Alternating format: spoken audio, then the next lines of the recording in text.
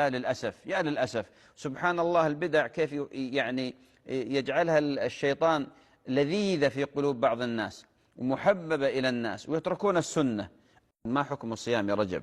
أخي فاضل، بالنسبة لشهر رجب لم يشرع لا في الكتاب ولا في السنة ولا في قول من يعتد بقوله بعد قول المعصوم عليه الصلاة والسلام، لا سيما الأربع الخلفاء الأئمة الحنفاء أبو بكر وعمر وعثمان وعلي، وكذلك باقي أصحاب النبي عليه الصلاة والسلام، وكذلك الأئمة المتبعين، كلهم ينكرون الصيام في رجب.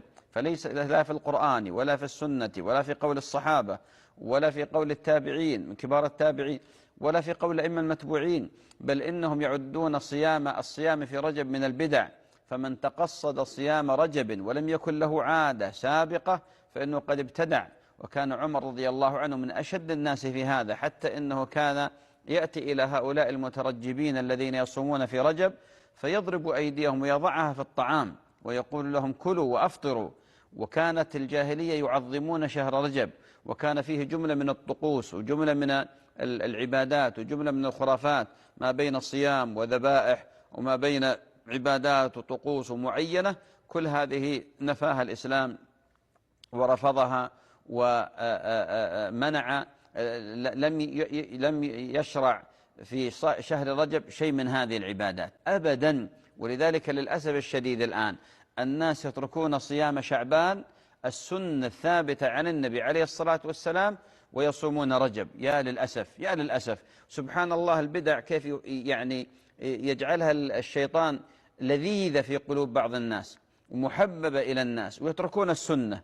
النبي صلى الله عليه وسلم كان ربما صام شعبان كله، حتى تقول عائشة ما استكمل النبي عليه الصلاة والسلام صيام شهر بعد رمضان مثل شعبان كان يصوم كله أو أغلبه عليه الصلاة والسلام.